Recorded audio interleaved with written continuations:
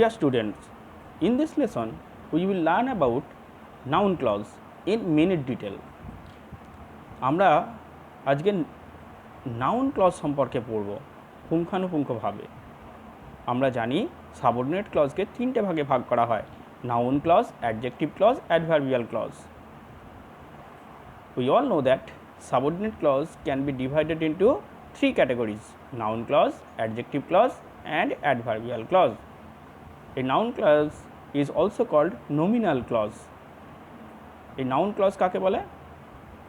বাক্যে যে সকল স্থানে নাউন বা নাউন ফ্রেজ বসে সেই সকল নাউন বা নাউন ফ্রেজের পরিবর্তে যদি একটা ক্লজ ব্যবহার করা হয়, যে ক্লজটা নাউনের কাজ করবে তাকে বলা হবে নাউন ক্লজ, ওকে, বা নমিনাল ক্লজ। সংক্ষেপে বলতে গেলে a clause that does all the function of a noun is called a noun clause. যে ক্লজটি বাক্যের নামপদের সমস্ত কার্যাবলী সম্পাদন করে থাকে তাকে বলা হয় নাউন ক্লজ। তাহলে আমাদেরকে জানতে হবে বাক্যের কোথায় কোথায় নাউন বসে, সেই নাউনের পরিবর্তে আমরা কি করব? ক্লজ বসাবো। যে ক্লজটা নাউনের কাজ করবে সেটাকে বলবো নাউন ক্লজ।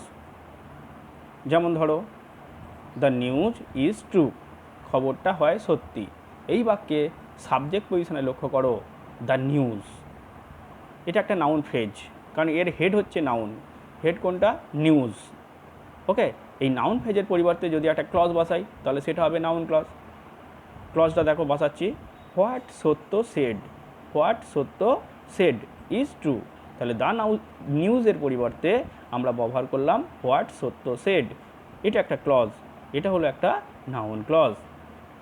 নেক্সট দেখো, লাইফ ইজ আনসার্টেন, জীবন অনিশ্চিত। লাইফ ইজ আনসার্টেন, জীবন হয় অনিশ্চিত। এই লাইফের পরিবর্তে এই লাইফটা হচ্ছে একটা নাউন যেটা সাবজেক্ট পজিশনে বসেছে, বাক্যের সাবজেক্ট পজিশনে বসেছে। এর পরিবর্তে আমরা কি ব্যবহার করব? একটা ক্লজ বসাই, when Mister Roy will come is uncertain. এই লাইফের পরিবর্তে এই নাউনটার পরিবর্তে আমরা কি ব্যবহার করলাম? When Mister Roy will come.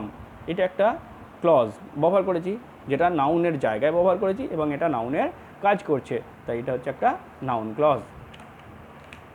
Next লক্ষ্য করো, everybody knows Gopal. Everybody knows Gopal, সবাই গোপালকে চেনে। সবাই কাকে চেনে? গোপালকে। আমরা জানি বাক্যের ক্রিয়াপদকে কি আর কাকে দিয়ে প্রশ্ন করলে অবজেক্ট পাই, তাহলে গোপাল হলো অবজেক্ট এবং গোপালটা হচ্ছে নাউন, প্রপার নাউন। এর পরিবর্তে যদি একটা ক্লজ বসাই তাহলে দেখো, everybody knows that Gopal is a good boy. Everybody knows that Gopal is a good boy. That Gopal is a good boy, এইটা গোপালের পরিবর্তে ব্যবহার করছি, অর্থাৎ নাউনের পরিবর্তে ব্যবহার করছি এবং অবজেক্ট পজিশনে ব্যবহার করছি, তাই এটাও হচ্ছে একটা নাউন ক্লজ।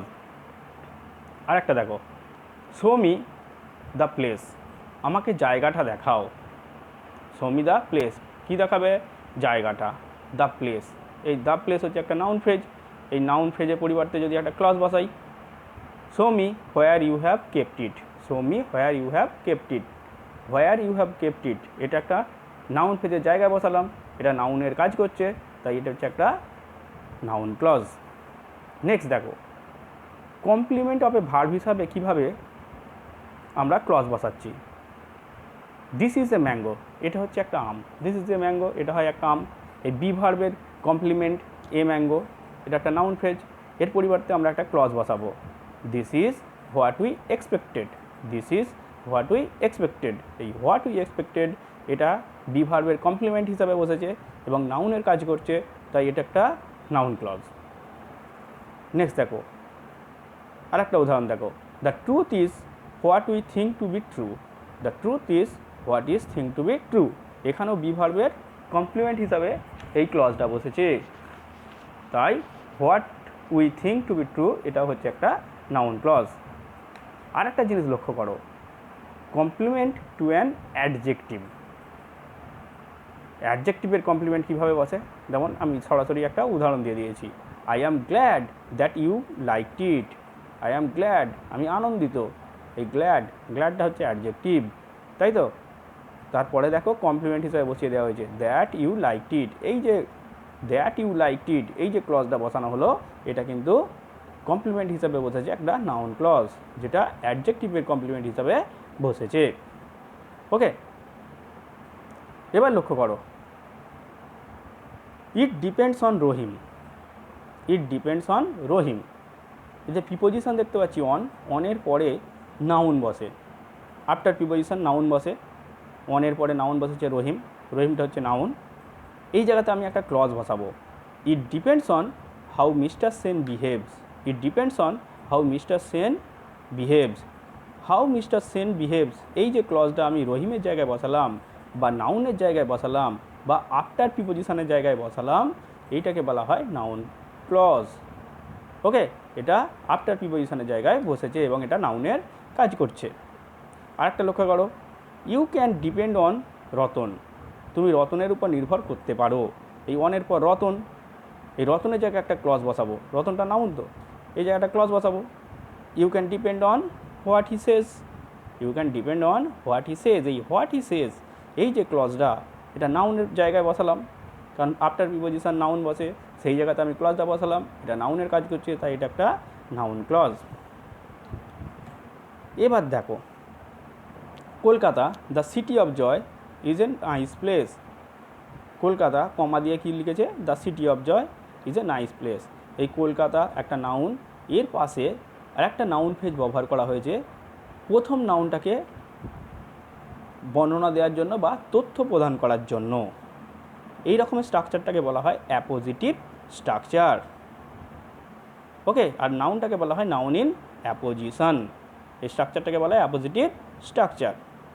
এই জায়গাতেও আমরা নাউন বসাতে পারি এবং এই নাউনের জায়গাতে আমরা একটা ক্লজ বসাবো, তাহলে সেটা হবে নাউন ক্লজ। যেমন দেখো, the news comma that he failed comma shocked me. The news comma that he failed comma shocked me, তাহলে এটা হয়েছে কি নাউন ইন অ্যাপোজিশন।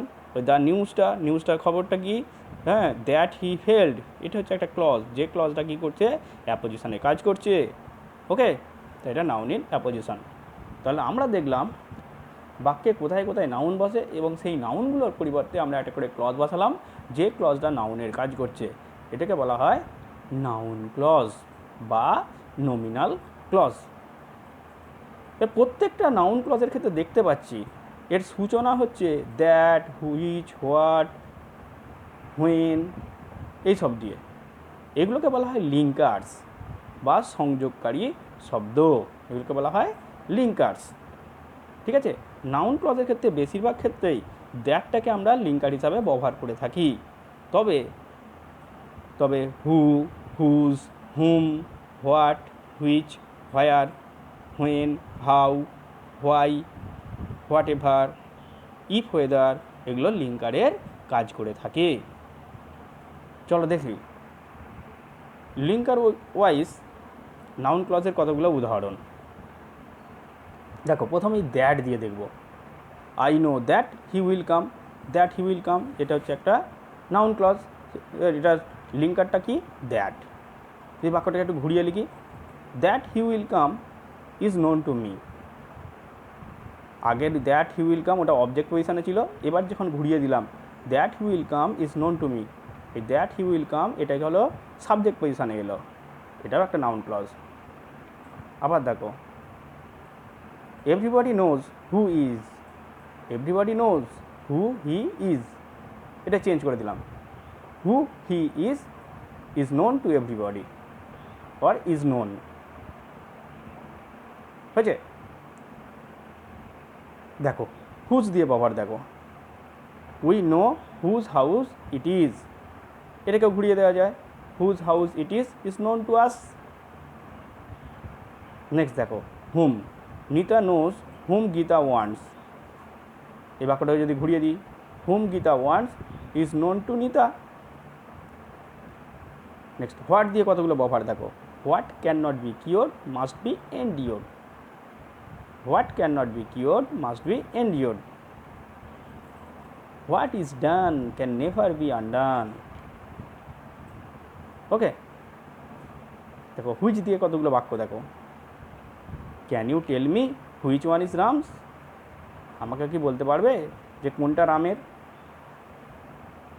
হোয়ার দিয়ে দেখো, where he lives is known to us, অথবা we know where he leaves.